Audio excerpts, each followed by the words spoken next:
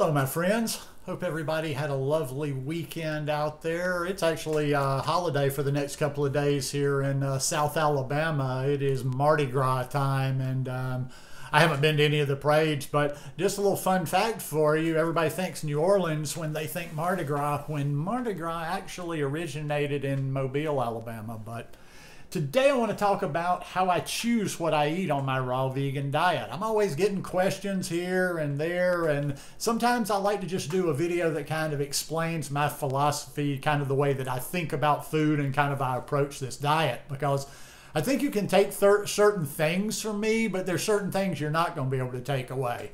Like on Instagram, anything I post sometime, and that's like about 95%, the recipe is not the attraction there. Like I'll post like a big salad or something and everybody, recipe, and I'm like, well, I don't even know what I'm gonna put on there yet, because the recipe, the taste is at the bottom of the list of how I choose what I eat on a raw vegan diet.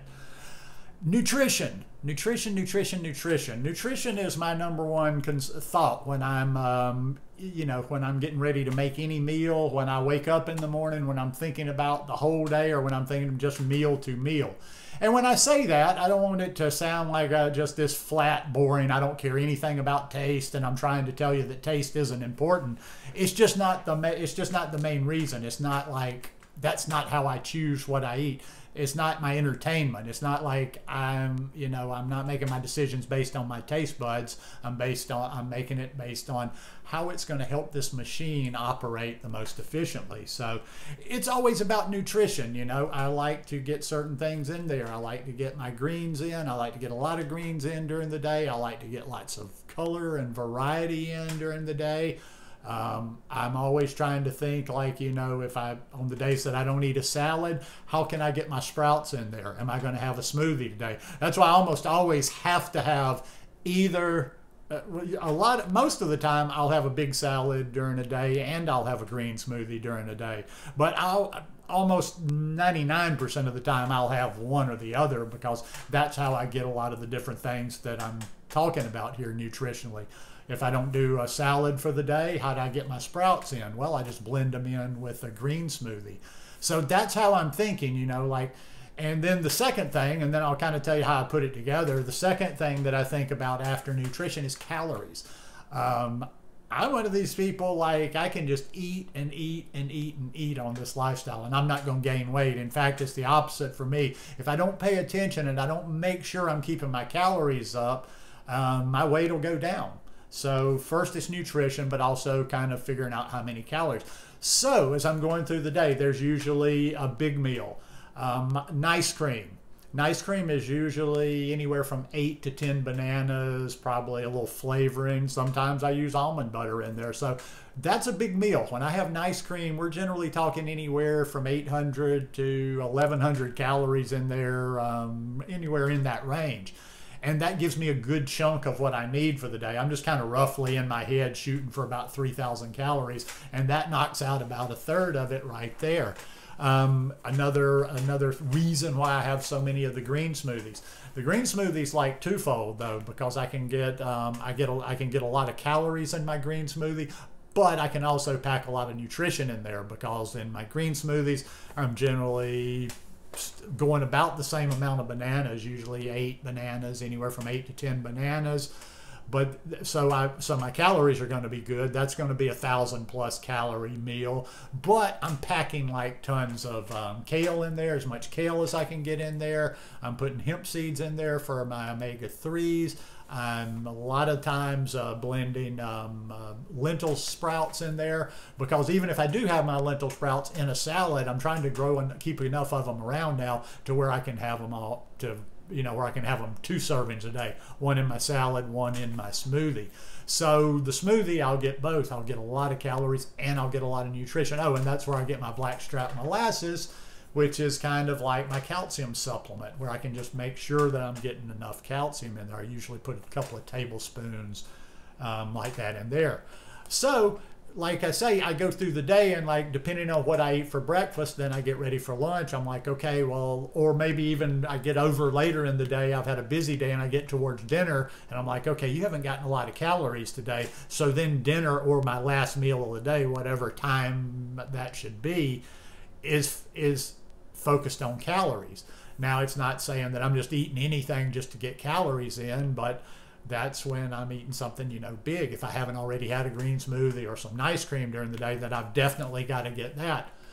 Also, why I add the cooked food in, mostly why I add the cooked food in, that I do eat a little bit of cooked food.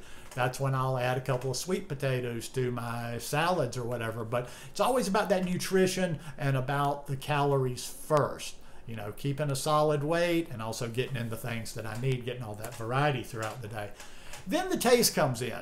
But also, even though I'm putting taste at the bottom of that list on the things of how I decide what I'm going to eat, that doesn't mean, please, please, please, please, please don't think, oh, this food's boring, or that I have no taste in my food.